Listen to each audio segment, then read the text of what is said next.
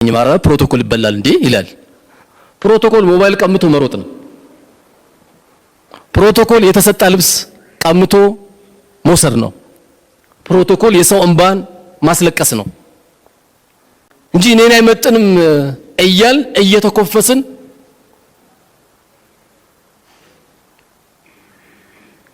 ሳታስበው 4 አይነት 5 አይነት 6 አይነት ምግብ ይቀርብልሃል። አንተውን በጣም የተንከባከቡ ይመስላል። ትንሽ ይዮንከን ያለው ውጣና ስራ። አንተ አንድ ደካማ ሰው ነህ። ዓለምን ያንበረከኩት ሞዴል የሆኑ ሰሃቦቹ መፍለጫ ይዘው ነበር እንጨት የሚፈልጡት የነበረው። መፍለጫ ይዘው እንጨት ቀረጣጥፈው ሰባብረው ይሸጡ ነበር። ማን ስለሆንክ ነው አንተ? እንደውም ወጣነው መስራት ያለብህ የአባትን ዱንያ እንዳታይ። ይሄ ትንሽ ያረጋል እንጂ ወላሂ ትልቅ ያረጋል። በራስ የምትበላው ሳንቲም ጣፋጭ ስለሆነ ስለዚህ በራሳችን ላይ ያለውን በተለይ እህቶች ምን አለው እያልሽ የምትንቂ እህቴ አምሮ ካለው ትልቅ ባለሀብት አግብተሻል። ምን አለው እያሉ እድሜያቸው ብዙ የሚሄዱ እህቶች አሉ። የማን ብሔረሰብ ነው እያለ በጣም የቆየ ወንድሜም አለ። የኩራት መገለጫዎቻችን ብዙ ናቸው። ሰፈር ለምን አትመጣም? አይን ያልመጣም ምን ነው እኛ ሰፈር እኮ እንዳለ ዳሃ ይበዛሉ። ያ ሁሉ ሰው ማየት አይከብድም? ለምን ይከብዳል? ሄደ ዘይራቸው። ቢያንስ አላህ Subhanahu Wa Ta'ala እኮ የማያልቅ ፊት ሰጥቶናል። ምንድነው እሱ? ፈገግ ብለ ያካባቢን ሰው ዘይረ መሄድ። የፈለገች እናት የፈለጉ እህቶች ጎረቤት ካገኘው ወንድሞችን ሄደ ዘይራ። አረ እኔ ደስ የሚል ሰፈር ነው ያለሁት። ሁሉም ግቢውን ነው የሚዘጋው። ቆልፈን ነው የምንውለው። አንድ ጫጫታ የለም። ሹፍ ልብ ላይ ሲገባየው መጣ መሰረትን አትርሳ። እዛ በባዶ እግር የሮጥክበት ማገር ቤት ሄደ ዘይራቸው። የአካባቢን ቤተሰቦችም ሄደ ዘይራቸው። የደሃ ፊት አላይም እንዴት ይባላል? ማን እናስቲ አንተ ተናገር። ማላችን እኮ 1 ቢሊዮን ብር ያለው የለም። በቃ 1 ሚሊዮን ብር ሲይዝ ዱንያ ሙሉ የተቆጣጠረ የሚመስለው ሰው አለ። አሁን 1 ሚሊዮን ብር የቀበሌ ቤትም አይገዛም። አልሰማም ይሆናል እሱ ምንም የትም ያደርግልን። ትንሽ ብር ይዘን የደሃ ፊት ጠላን ብለን እንላለን። ሐቅ ሲመጣ አንቀበል ምን ሰዎች አለ። ማንነታችን ግን ሱብሃንአላህ ስናይ ራሳችን ምን ተታዘዝበት ቦታ እኮ አለ። እኔ ኩራት ሲሰማኝ ሽንት ቤት ስገባ እኮ ትንሽነትን ታውቃለህ አይደል? ሱብሃንአላህ ባትሸና ኖሮ እንዴት ትኖር ነበር? ትንሽነትን በጣም ትገነዘባለህ። ቀን ሙሉ ያ ሁሉ ሰው አንጫጭ ተሳድበ ደግሞ ማታ 6 ሰዓት ላይ ደግሞ ውልቅ ብለ የቱ ጋር እንደተኛ ሁሉ አታውቅም። አየው ትንሽነት አትችልም። በምን መለኪያ ነው እኛ ኩራቱ ልባችን ላይ የሚገባው? ውጪ ላይ ሎቲ አንጠለጠለ ስናይ፣ ፐርም የተቀባ ስናይ፣ ዱርዬ ብለን የምንገልጸው ሰው ስናይ አይ አንተ ጃነብ ሰው እያልን እንጠራዋለን። በምን አወክ? አንተን እዛ ቦታ አድርጎ አላህ እሱን ደግሞ አወል ሰልፍ ያመጣዋል። እዚህ ችጋውን ሊያመጣዋል። ባንተ እጅ እኮ አይደለም እሱ። ወንድሜ ጸጉርህ ልክ አይደለም፣ እስላማዊ አዳቡን የጠበቀ አይደለም ብለህ ሄደ ብትችል ስጦታ ሰጠ፣ ብትችል ሻይ ጋብዘ እንጂ አንተ የጀሃነም ሰው እያልከው እንዴት ነው መስጊድ የሚገባው? ልክ አሁን ላንተ የጀነት ካርድ ያስከነ እኮ የሚመስለው አይደል? የራስህም ኻቲማ ገና አላወቅም። ስለዚህ ወንድሞችን በመታይበት ጊዜ ረህመተኛ አዛኝ ነው መሆን ካንተ የሚጠበቀው እንጂ መኮፈሳችን ወንድሞችን ለመለወጥ መፍትሄ ወይ መድኃኒት አይሆንም። ስለዚህ እኛን ኻቲማ አናቀም። ሰሃቦች እኮ ጦርነት ላይ መጋደል ላይ ባሉበት ጊዜ አንዱ ከተቃራኒ ተዋጊ ላኢላሃ ኢላላህ ባለ ጊዜ ሰሃባው ገደለው። ሰሃባው ሲገለው እንዴት ትገለዋለህ ብሎ ሰሃባው አጠገብ ላኢላሃ ኢላላህ ያለ እንዴት ወንድምህን ትገለዋለህ ብሎ ሲጠይቀው ባክል ይሸውደኝ ነው አለ። ይሄ ዜና እንደው ሜጄ ለነብዩ አለይሂ ሰላቱ ሰላም እናገራለሁ አለ። ለሳቸው ተነገራቸው። ለምን እንዲያረካሉት? አይ አንቱ የአላህ መላእክተኛ ሊሸውደኝ ነው እኮ ልገለው ስል ላኢላሃ ኢላላህ ላይ ሊሸውደኝ ነው አሉ። ምን አሉ ታዲያ? ሀል ሸቀቅተ ሰድረሁ ልቡን ሰንጥቃ አይተው ነበር እንዲህ አሉት።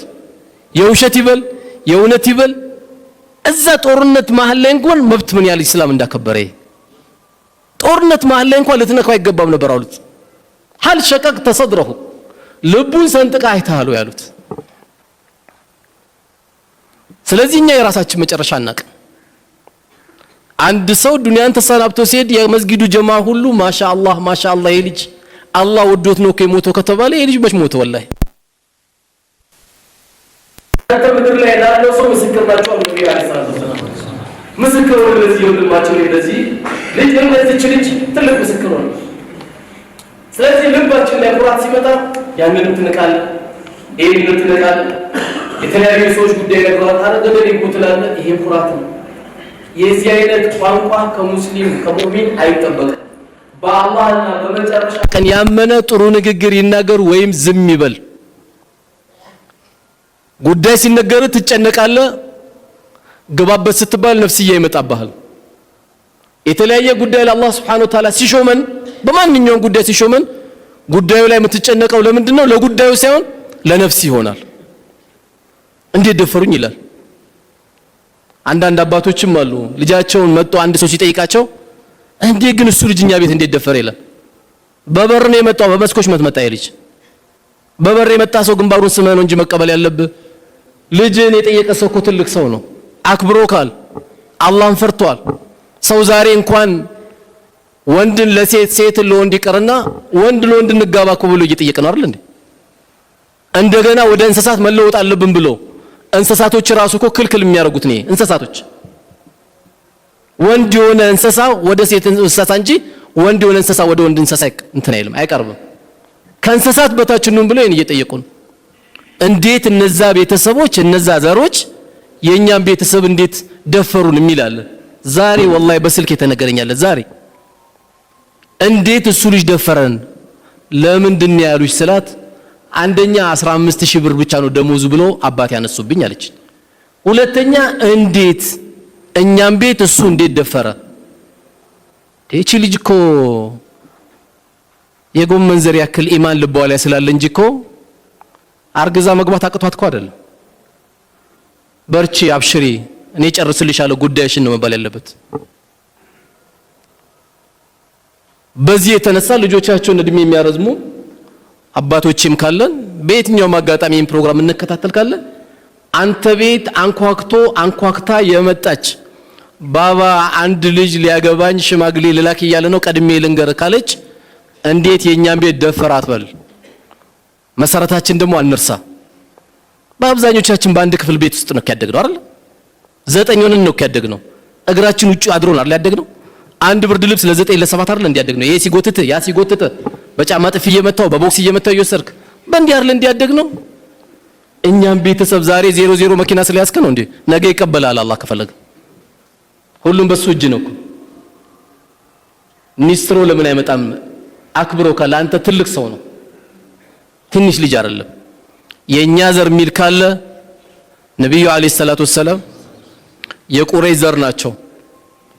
በጣም የሚወዷት ልጃቸው ፋጢማ ናት። ለሷ ያስጠነቅቋት ምንድነው? ያ ፋጢመቱ ቢንቱ ሙሐመድ ሰሊኒ ማ ኡጢኪ ላ ኡግኒ አንኪ ሚን አላህ ሸይአ።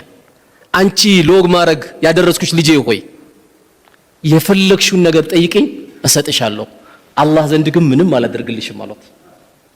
አላህ ዘንድ ምንም አላደርግልሽም፣ የፈለግሽው ነገር እንዳባት ጠይቅኝ አደርግልሻለሁ አሉት።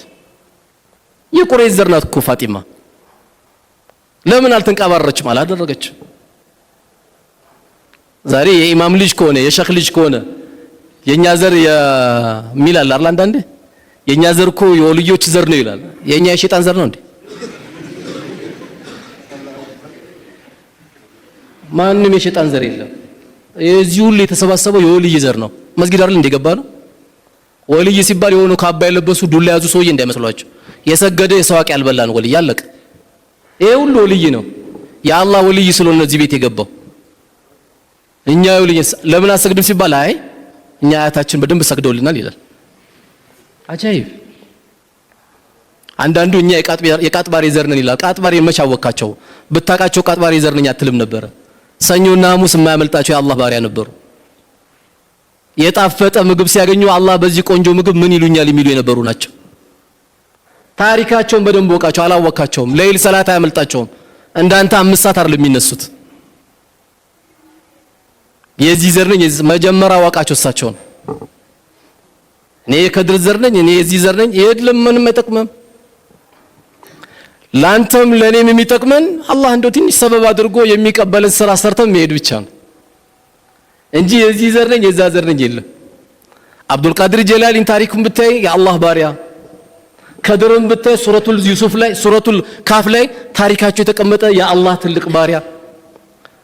ሳዳ ሰው የምትወደውን ትከተለዋለህ እንጂ እሳቸው የማያውቁትን ልክ በኢሳ ላይ አለይሂ ሰላም እንደተፈጠረ ነው አይደል እንዴ? ኢሳ ጌታ ነው ሲሉ ኢሳ ግን ነገ የውመል ቂያማ አላህ ሲጠይቀው ምን ይለዋል?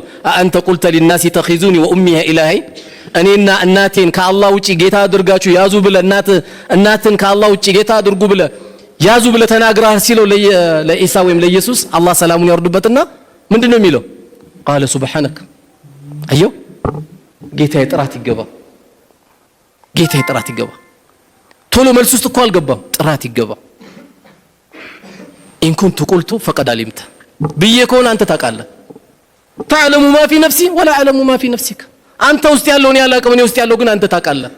ባይሆን እኔ ያልኩት አላህን ተገዙ መልእክተኛውን ተከተሉ ከማለት ውጪ ሌላ አላልኩም ይላል። ስለዚህ በመኮፈስ በእንትና ዘር ነው ምን የሚባል የለም። በእንትና ዘር ጀነት የሚገባ የለም። ይሄ ሲባል ደግሞ ጎበዝ 5 ወቅት ሰላትም ስለሰገድን ጀነት እንገባለን ብለን አይደለም። በእዝነቱ ነው አላህ በእዝነቱ ነው እንጂ የሰራነው ስራማ አላህ ቢዘን በስንቱ እንተርፋለን። በየቀኑ ቢለቅምብን እናድራለን። እንዲህ አንድ ቀን እምንኖረው በረህመቱ ነው። ጀነቱን የሚሰጠን አላህ በረህመቱ በእዝነቱ ነው። ምኑን ሐቁን ከፍለ ለረብል ዓለሚን ይሄ ሁሉ ረህመት አውርዶልን ምኑን ልንከፍለው ነው? እሱን ጀነት ምን ጠይቀው? በዚህ ጌታዬ እንደው ስላዘዝከን እንሰግዳለን፣ ጀነቱን በአንተ ረህመት እንከጅላለን እንጂ ብዙ የሚጠበቅብን ሰዎች ስለሆነ። ስለዚህ ከስራም ቦታም የኩራት በሽታ ያለብን ሐቅ ሲመጣ ነገ ጁምዓ እኮ እዚህ መስጊድ ላይ አሁን የቀራው ጻል ልጅ ኹጥባ ሊያደርግ ይችላል እኮ። አሁን ቁርአን የቀራው ጻል ልጅ ኹጥባ ሊያደርግ ይችላል። ማን ይከለክለዋል? አየው እስልምና ማንም አይከለክለውም።